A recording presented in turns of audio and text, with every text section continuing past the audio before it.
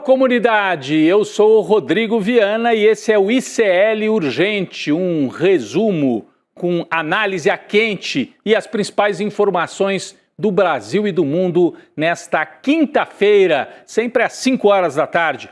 Sempre com a gente, a Laura Cotio, na redação na Central de Apurações do ICL. Boa tarde, Laura. Boa tarde, Rodrigo. Boa tarde para você que está nos assistindo pelos canais do Instituto Conhecimento Liberta e Eduardo Moreira no YouTube. E muito boa tarde para você que está nos ouvindo pela Web Rádio São João, em Quixadá, e pela Rádio Cultural FM no Rio Grande do Sul. Vamos lá, Rodrigo. Vamos lá, Laura, eu estou vendo ali atrás de você a equipe toda do ICL na apuração. Hoje um dia quente aqui na redação do ICL com notícia exclusiva.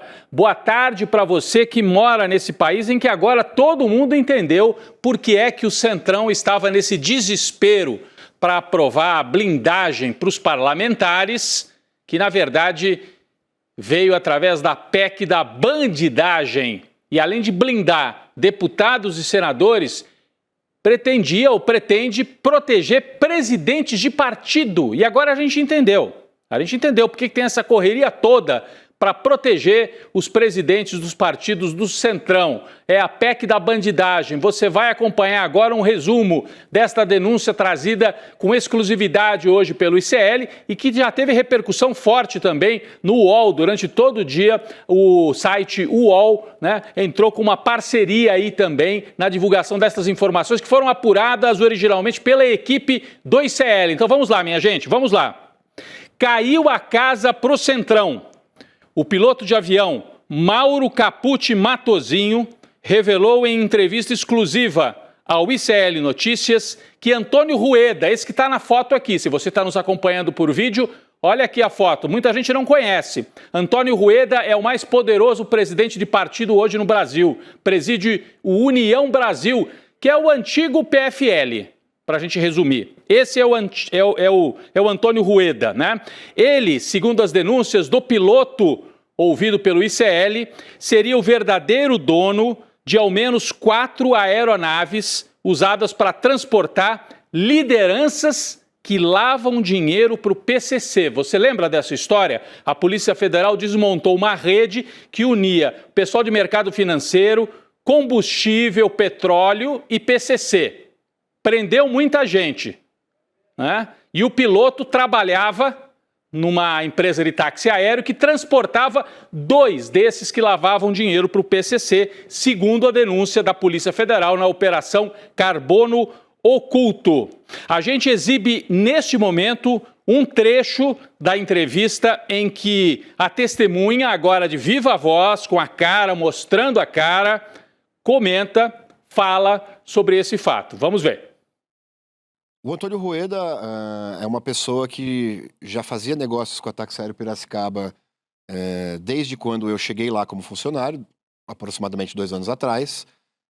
Ele já era um nome que circulava como um sócio em uma aeronave de pequeno porte, uma aeronave até das mais modestas. Sempre que a gente fala em sócio, uma das pessoas que aportou dinheiro para a aquisição de uma aeronave. Inclusive é muito comum que se crie uma empresa que não seja diretamente ligada ao nome de uma pessoa que não queira ter o seu nome atrelado àquela aeronave. O que é comum na aviação executiva, porque são pessoas que sempre prezam por privacidade. Então havia constantes conversas nos corredores da empresa, nos escritórios, a respeito daquela aeronave do Rueda, que em geral se referiam como aeronave do Ruedinha, como um assunto da empresa. Precisa contratar piloto, precisa mandar para treinamento, precisa providenciar uma garagem, enfim, coisas relacionadas à operação de uma aeronave. Nos últimos 6 meses, houve a aquisição de uma série de aeronaves a serem agregadas na frota da Táxi Aéreo Piracicaba. O meu chefe direto dizia, vai chegar um Gulfstream G200, um modelo de aeronave. Então havia um estímulo aos pilotos de que aquilo seria bacana para a empresa, bacana para a progressão de carreira de todo mundo. Essa aeronave G200, ela era celebrada pelos funcionários. A movimentação que me pareceu muito estranha foi a chegada de 4 aeronaves e não apenas aquele G200. Foi descrita a compra de uma aeronave Gulfstream de série 500 Uma aeronave que cruza o Atlântico, que não precisa fazer escala para ir para os Estados Unidos ou para a Europa. A Lamborghini das aeronaves a jato. Essa aeronave, ela estaria sendo testada pelo Ruedinha no momento de um voo de experiência, no qual ele foi para a Grécia, e isso se deu no mês passado. A aquisição estava sendo feita no momento em que essa operação da polícia acontece, mas ela estava no processo de ser adquirida quando eu me desliguei da empresa. Você percebe, né? Ruedinha. Era assim que o Antônio Rueda era tratado pelos funcionários dessa empresa de transporte de táxi aéreo, né? Chamada TAP, Transportes Aéreos Piracicaba. Esse piloto trabalhava para esta empresa. E os aviões, ele explicou muito bem aí, mas só para resumir, né?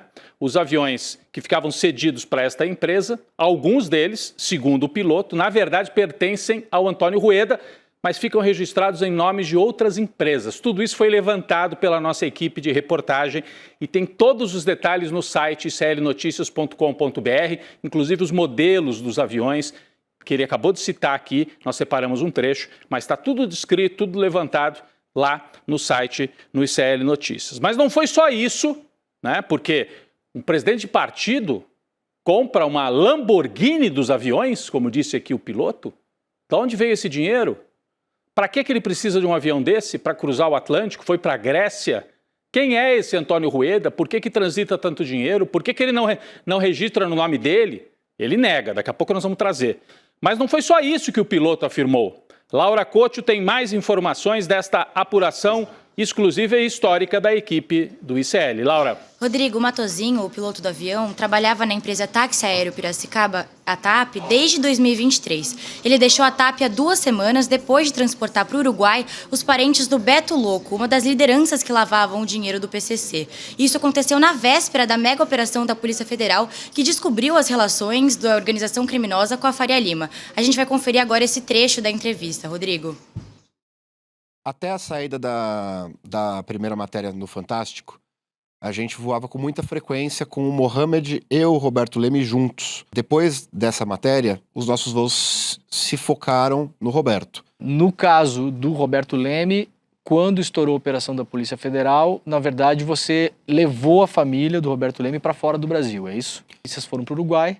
No momento que eu decolei, eu não sabia da operação que aconteceu. Então eu sequer me prendi ao fato da família estar muito calada ou de uma das filhas estar medicada. Então isso não me despertou muita atenção. A operação da Polícia Federal não era pública ainda, né? Não era pública. No momento da nossa decolagem, não. E ao longo do dia eu fui me inteirando do que acontecia no noticiário. E eu percebi do que se tratava aquele voo exatamente. Pela cronologia, a família do Roberto Leme saiu do Brasil antes de estourar a operação da Polícia Federal. Isso. Perfeito. E esse meu voo foi marcado na segunda-feira, antes da operação da polícia. Então a operação foi na quinta, já na segunda, daquela mesma semana anterior, a viagem já estava marcada. Já estava marcada. Da operação, a Polícia Federal suspeitou que houve vazamento de informações, uma vez que só 6 dos 14 suspeitos com mandados de prisão preventiva foram localizados. E entre os foragidos estava o Beto Louco e o Mohamed Mourad, que é conhecido como Primo. O Matozinho afirma ainda ter transportado ao menos 30 vezes os 2 suspeitos de comandar a cadeia criminosa de combustíveis. Rodrigo. Importante, Laura. Só para deixar bem claro, então, vocês ouvem a voz ali do Leandro Demore fazendo as perguntas, ele e o Calejão, César Calejão, da nossa equipe, entrevistaram o piloto, né, o Mauro Matozinho, contando todos esses detalhes. Ele diz, me chamaram, tem que viajar para o Uruguai, aí ele descobre que ele está transportando a família do Beto Louco, e quando ele está lá no Uruguai, ele vê que estourou uma operação e um dos alvos era o Beto Louco. Aí ele entendeu tudo, né? O Beto Louco provavelmente foi avisado da operação e tirou a família correndo do Brasil, temendo alguma situação. Importantíssimo esse relato. E vamos lembrar que quando voltou ao Brasil, depois de transportar a família do Beto Louco para o Uruguai, quando voltou ao Brasil, o piloto, esse que é a testemunha, que é o entrevistado do ICL, chegando no aeroporto no Brasil, a Polícia Federal já estava lá porque queria colher o depoimento dele. Queria que ele contasse toda essa história e ele contou tudo que nós estamos assistindo aqui, que ele diz na reportagem para o ICL, ele contou para a Polícia Federal. Então isso é bastante forte também. Nós vamos conferir agora um terceiro trecho da entrevista. Um material exclusivo do ICL, sob coordenação de Leandro Demore, ao lado de César Calejon, Flávio Costa e Alice Maciel, uma equipe de repórteres que, em parceria com o UOL, mas partiu aqui do ICL, mas a divulgação teve parceria com o UOL hoje, trouxe todo esse material. Bom, nesse terceiro trecho que nós vamos mostrar agora, o piloto Matosinho reafirmou aquilo que ele já havia dito algumas semanas atrás, mas naquela época sem mostrar o rosto, ou seja, diz o piloto que ele transportou uma sacola com dinheiro vivo para Brasília, sacola esta que Beto Louco disse, vou entregar para o senador Ciro Nogueira. Ele já havia falado sobre isso sem mostrar o rosto e agora repetiu a mesma narrativa, a mesma história, mostrando e contou tudo também para a Polícia Federal. No dia 1º de setembro, o ICL já havia noticiado tudo isso, mas agora é importante ouvir de novo, de viva voz, o piloto contando tudo. Vamos ver mais esse trecho, vamos lá. Num voo em agosto do ano passado, Roberto e as pessoas que o acompanhavam corriqueiramente, funcionários da empresa, diretoria, etc., portavam uma sacola de papel. Aquela sacola de papel me foi apontada por pessoas da empresa como uma sacola que deveria ser especialmente cuidada. E esse tipo de comunicação se dava para que nós entendêssemos que ali continha dinheiro. Você fez um vídeo dela que você nos mostrou, é esse dia, dessa sacola. Isso, eu fiz aquele vídeo no intuito de demarcar que eu não estava maluco. Mesmo o vídeo não tendo filmado o conteúdo da sacola, é muito fácil perceber a largura da sacola, a altura do que estava dentro da sacola, o volume de peso daquilo. Você chegou a palpar a sacola também? Apalpei a sacola, eu levantei a sacola, inclusive fui eu quem tirou a sacola do toalete e coloquei na área dos passageiros no avião. E era evidentemente um bloco de alguma coisa deste tamanho, por este tamanho. Nesse voo específico, quem estavam era o Roberto Leme e funcionários da empresa que estavam frequentemente voando conosco. No momento do desembarque em Brasília, eu ouvi o Roberto Leme dizendo que, na verdade, perguntando se estava tudo certo com o Ciro, se o Ciro já estava os aguardando. A forma que ele se referiu foi o senador Ciro. Entendi que se tratava do único senador de nome Ciro. Eles, evidentemente, estavam programando um encontro com o senador Ciro e, no momento de retorno, é comum o motorista avisar a equipe de coordenação de voo da Táxi Aéreo Piracicaba que os passageiros estão a caminho. E quando eu recebi essa informação, me foi dito que eles estão saindo do Senado agora. Essa sacola que você se refere, o que aconteceu com ela quando as pessoas saíram do avião? Um dos funcionários pegou a sacola em mãos e entregou para o Roberto. Essa sacola de dinheiro seria entregue para o Ciro Nogueira. É a palavra dele. Ele viu a sacola dentro do avião e ouviu que foi entregue para o Ciro Nogueira. Nós falamos de vários personagens aqui, fizemos um quadro para facilitar o entendimento. Se você se perdeu um pouco, peraí, vocês estão falando de Beto Louco, depois fala Roberto Leme, depois fala de Primo, Mohamed, o piloto, do que vocês estão falando? Então temos um quadro aqui, eu vou fazer um resumo rápido para vocês entenderem. Do lado esquerdo estão duas pessoas apontadas pela Polícia Federal, não somos nós que dizemos, é a Polícia Federal na Operação Carbono Oculto. Esses dois, Roberto Augusto Leme da Silva, conhecido como Beto Louco, e Mohamed Hussein Mourad, conhecido como Primo, estão foragidos. E segundo a Polícia Federal, eles seriam responsáveis por um esquema de combustível, né, ligado ao PCC, que lavava dinheiro em fintechs para o PCC. Né, e depois voltava, limpava o dinheiro e voltava para atividades legalizadas. Então, eles são pessoas, lideranças ligadas ao PCC. O Beto Louco, que é esse que aqui está, foi aquele que o piloto conta. Eu transportei a família dele para o Uruguai na véspera da operação. Então, ele foi avisado. Então, esses dois, foragidos. Aqui no meio, o piloto de avião, o Mauro Capucci Matosinho, que não tem nada a ver com crime organizado. Ele é um denunciante, ele é um piloto que trabalhava para essa companhia aérea. Entregavam lá para ele o plano de voo, você tem que voar para o Uruguai. Ele ia. Você vai para o interior de São Paulo, você vai para Goiás, você vai para Brasília. Ele ia. Né? A elite brasileira, inclusive com ligações criminosas, se sofisticou. No passado usava motorista particular, agora usa piloto particular. Né? Então aqui tem O Mauro, piloto de avião, que é a fonte do ICL, transportou dezenas de vezes Beto Louco e o primo nos aviões desta empresa Transporte Aéreo Piracicaba. Levou a família de Beto Louco para o exterior, para o Uruguai, na véspera da Operação Carbono Oculto. E ele diz que Antônio Rueda, presidente do União Brasil, é dono oculto de vários aviões de luxo e, portanto, isso tem que ser investigado.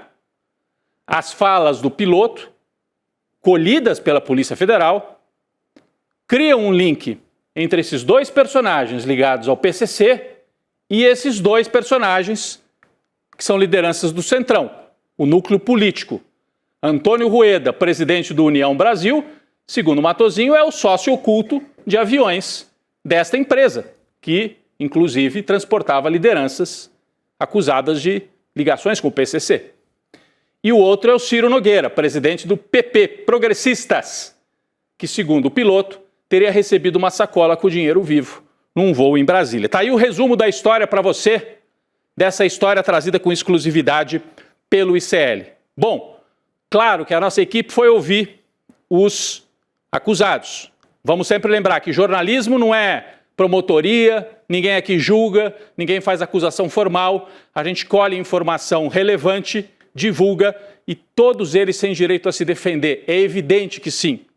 O presidente do União Brasil, Antônio Rueda, respondeu às acusações.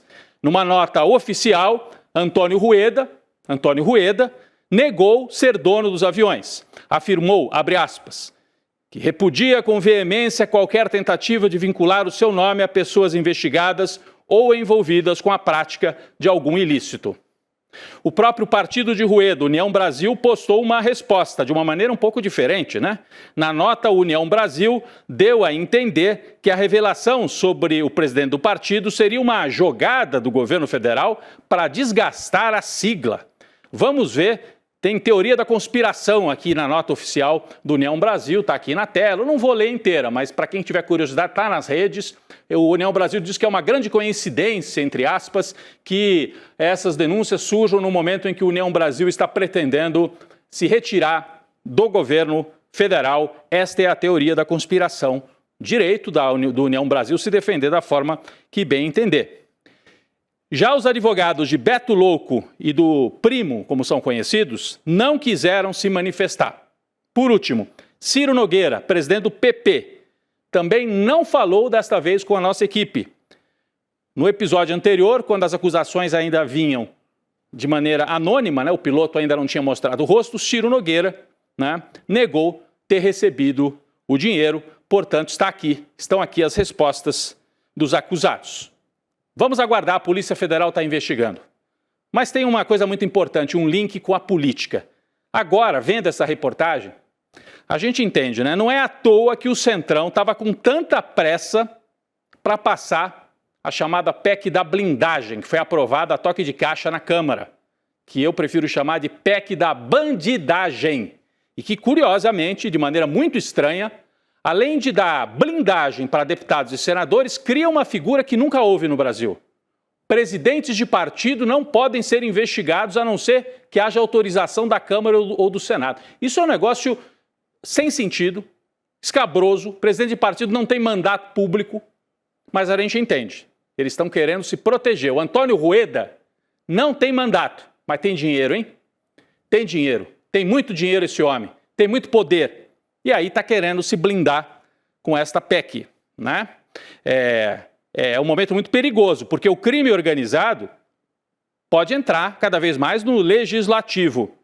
Já foi aprovado na Câmara, aprovada a PEC na Câmara e está subindo para o Senado, que agora tem que avaliar tudo isso.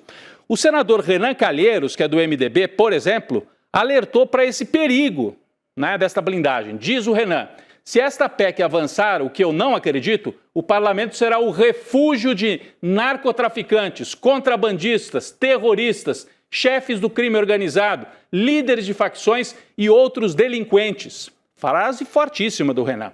São grupos que, com algum poder financeiro, buscarão mandatos populares para se esquivar da justiça. O Congresso será um covil de malfeitores. Qual será o próximo passo? Legalizar as milícias? Disse o Renan Calheiros sem meias palavras. Parabéns ao senador Renan, porque é isso que está acontecendo realmente. Além dele, outros nomes de peso dentro do Senado estão operando fortemente para evitar que esta proposta da bandidagem avance. Líderes de diferentes partidos dizem que esta PEC é considerada natimorta, ou seja, já nasceu morta no Senado, não vai andar. Dizem líderes de vários partidos. A percepção foi reforçada pelo próprio presidente da casa, Davi Alcolumbre, que é do União Brasil, do mesmo partido do Rueda. Só que eles não se dão muito bem. O Alcolumbre avisou que enviará o texto que veio da Câmara, esse aqui é o Alcolumbre, tá? Que está aqui na tela. O Alcolumbre vai enviar o texto que veio da Câmara para a Comissão de Constituição e Justiça, presidida pelo Otto Alencar, da Bahia, que é um opositor ferrenho também dessa história de PEC da bandidagem. As informações estão na coluna da Daniela Lima, jornalista do UOL, que, aliás, estará no Despertar amanhã como uma das convidadas, uma das palestrantes lá com a nossa comunidade. Bom, uma semana de horrores na Câmara, né, gente? Além da PEC da bandidagem, os deputados aprovaram urgência do projeto de anistia e agora o texto pode ser votado a qualquer momento. O presidente da Câmara, Hugo Motta, anunciou hoje que o relator desse projeto golpista é o deputado federal Paulinho da Força, do Partido Solidariedade de São Paulo. Paulinho adiou, a entrega do relatório para quarta-feira da semana que vem. O relator, que está aqui na tela, prometeu costurar um projeto de caráter amplo, como ele disse, sem beneficiar totalmente nenhum dos lados. Como assim nenhum dos lados, Paulinho? Que lados? Tem o lado dos bandidos e o lado da justiça. Mas vamos ver o que disse o Paulinho da Força aqui nesta declaração. Vamos lá. Hugo, obrigado pela confiança, a você também, aos líderes aqui, especialmente do centro, que confiaram no meu trabalho, na minha possibilidade de pacificar o país. Quero dizer para você que vou fazer de tudo para que a gente possa sair no final dessa história com o país pacificado. Nem tanto a extrema-direita, nem tanto a extrema-esquerda, mas que a gente possa construir um projeto para a maioria do Brasil, que a gente possa pacificar o país. Esse será o meu papel a partir de agora. Obrigado pela confiança. Pacificar o país é botar na cadeia quem tentou dar golpe de Estado. Me desculpa, o deputado aí, o Paulinho da Força, que é do Partido Solidariedade. Agora ele mandou um recado, ele disse que apesar de tentar aí uma saída conciliatória, não prevê no projeto dele a anistia para o Bolsonaro. Será? Vamos ver o que disse o Paulinho aqui em relação especificamente ao Bolsonaro. Anistia ampla, geral e restrita é impossível, né? Essa discussão eu acho que já foi superada ontem, quando o Hugo Motta teve uma reunião de mais de 3 horas com o pessoal do PL do Bolsonaro. Eu acho que nós vamos ter que fazer uma coisa pelo meio. Isso aqui talvez não agrade nem a extrema-direita nem a extrema-esquerda, mas agrade a maioria da Câmara. Isso aqui, esse que é o perigo, vai agradar o centrão, né? Que extrema-esquerda? Quem é que puniu o Bolsonaro? Foi o Supremo Tribunal Federal, não a extrema-esquerda, Paulinho. Isso aí é um discurso para enganar trouxa, essa história de que nem tanto a extrema-direita, nem tanto a extrema-esquerda. O Bolsonaro tentou dar um golpe, não foi na extrema-esquerda, foi no Brasil. Tem que ir em cana. Tem que ser punido, né? Bom, após a aprovação da urgência do PL da anistia, o Hugo Motta se manifestou dizendo que o país precisa andar, como se a anistia fosse o que a gente precise no momento. Vamos ver o que disse o Hugo Motta, tem aqui rapidamente também uma aspas, aqui uma declaração dele. O Brasil precisa de pacificação. Não se trata de apagar o passado, mas de permitir que o presente seja reconciliado e o futuro construído em bases de diálogo e respeito. Há temas urgentes à frente e o país precisa andar. Concordo. Precisa aprovar isenção de imposto de renda para quem ganha até R$5.000 e precisa botar o Bolsonaro na cana, na cadeia, que é o que decidiu o Poder Judiciário. Mas já que o país precisa de pacificação, vamos ver. Como é que eles aprovaram isso daí, hein, Laura? Aprovaram a urgência, a toque de caixa para uma anistia? Como é que foi isso, Laura? O projeto de lei de anistia foi aprovado por 311 votos favoráveis e 163 votos contrários, além de 7 abstenções. E não precisa dizer que o partido que chegou em peso na votação da anistia foi o Partido Liberal, a sigla do Jair Bolsonaro. As siglas que comandam ministérios do governo Lula, como o PP, o União Brasil e o Republicanos, também foram responsáveis por 58% dos votos favoráveis a pautar a anistia, ao projeto de lei, né? E isso é mais da metade dos votos totais e representa na prática, Rodrigo, 181 deputados dos 311 que votaram a favor do requerimento de urgência.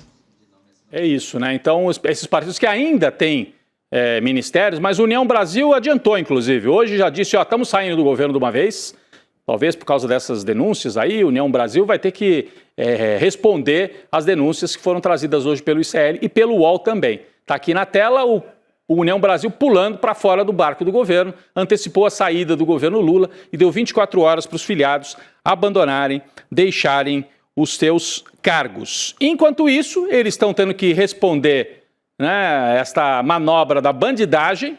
O Lula vai avançando, hein, gente? Ontem trouxemos pesquisas mostrando o Lula mais forte, hoje saiu mais uma. Pesquisa Quest, que aponta Lula à frente de todos os adversários da direita, tanto no primeiro quanto no segundo turno. Eu vou mostrar rapidinho aqui os números, são muitos cenários possíveis. Calma que eu não vou ler tudo que está aqui no telão, tá? É muito número. Eu vou para os cenários mais prováveis. O cenário 3 de primeiro turno, Lula contra Tarcísio. Lula, 35%, Tarcísio, 17%. O Ciro Gomes, que nem se sabe se vai ser candidato, aparece com boa pontuação, mas toda vez ele sai com 10, 11, 12 e acaba ficando com 2, 3, 4. Então, o que importa, Lula bem na frente do Tarcísio. Se for a Michele no lugar do Tarcísio, o Lula também abre boa margem, 33-18 no primeiro turno, e os outros candidatos ficam aqui com percentuais bem menores. E num eventual segundo turno, vamos virar a página e mostrar os cenários. O Lula à frente em todos os cenários de primeiro turno e com vantagem razoável também em eventuais segundos turnos. Lula contra Tarcísio de Freitas. Vantagem de 8 pontos para Lula, 43-35. Lula contra, vamos pegar aqui, Michele Bolsonaro, 15 pontos de vantagem, 47-32. Então, 15 pontos de Lula se a Michele for adversária. Se for o Eduardo Bolsonaro, o fujão, que está lá nos Estados Unidos, o Lula abre 18 pontos, 47-29, vai se consolidando o favoritismo de Lula para 2026, enquanto a direita está perdida nessas pautas aí. De salvar Bolsonaro, de bandidagem para cá, de denúncia para lá. Olha, o bolsonarismo apareceu em 2018 falando que era antissistema. Hoje está rolando na lama, né, com essa turma que tem que explicar casos como esse que a gente mostrou aqui no começo do programa. Mais uma investigação para ser acrescentada no currículo criminal do ex-presidente Jair Bolsonaro. Olha aqui, notícia importante, o ministro do STF, Flávio Dino, abriu hoje um novo inquérito para apurar, sabe o quê? Covid, participação de Bolsonaro e dos seus asseclas na negligência que matou milhares de brasileiros. Dino acolheu o pedido feito a partir das conclusões da CPI da Covid, instaurada em 2021, e agora mandou para a Polícia Federal, que tem aí um prazo para fazer as investigações, mas o relatório da CPI já fornece um ótimo organograma ali de como é que funcionavam estas coisas. Bolsonaro vai ser investigado, os 3 filhos, deputadas como Carla Zambelli e Bia Kicis, além de ex-ministros do governo Bolsonaro, como Onyx Lorenzoni e o Ernesto Araújo das Relações Exteriores. São informações importantes desta quinta-feira. Mais uma investigação envolvendo a família Bolsonaro. Eles têm que pagar pelo que fizeram na Covid. Está começando tarde, mas pode chegar a um resultado importante também. Laura Couto, obrigado pela parceria aqui em mais um ICL Urgente. Obrigada, Rodrigo. Até amanhã. Até amanhã, Laura. Daqui a pouco eu estou lá no N2, né, para a gente aprofundar todas essas informações que a gente trouxe aqui no ICL Urgente. Fazendo um lembrete aqui para você, a nossa revista digital semanal, você já assinou? É um sucesso, hein, gente? Já tem mais de 15 mil assinaturas. Está aqui no telão. Ó, já tem a segunda capa aqui para você, ó. Você lembra que a primeira era a queda do Bolsonaro.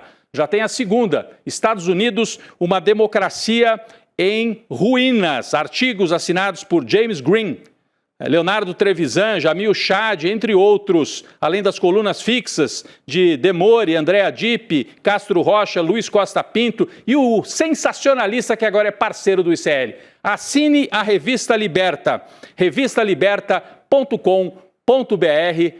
Faça parte desta grande novidade, que por enquanto é digital, hein? Mas tem a promessa aí do Edu de virar uma revista realmente também no papel. Valeu, gente. Vem aí o N2, daqui a pouco eu também estou por lá. Valeu. Em 2024, milhares de pessoas de todo o Brasil se reuniram para um encontro memorável.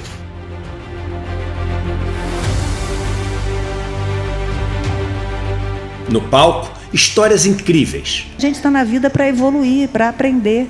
Na plateia, novas amizades e sonhos compartilhados. O melhor presente de aniversário desse recado. A esperança e a alegria tomaram conta. Vimos que um país mais justo, consciente e humano é possível. Vocês, espectadores, hoje são os protagonistas desse evento incrível e que desperta. Provamos que o conhecimento liberta e o coletivo transforma. Que a gente veio pra cá pra... Nós não precisamos ser médio, nós podemos ser grande, mas nós precisamos sonhar junto para ser grande. Mas esse foi só o nosso primeiro passo. Em 2025, o despertar volta ainda mais incrível, mais necessário, mais revolucionário, mais ICL do que nunca. Estaremos juntos para enfrentar um dos momentos mais difíceis de nossa geração. Chegou a hora de pôr a mão na massa, conspirar e agir, de se unir a milhares de pessoas que acreditam que chegou a hora da mudança e que ela só depende de nós. Despertar 2025, a revolução necessária. Vive esse encontro histórico com toda a comunidade ICL.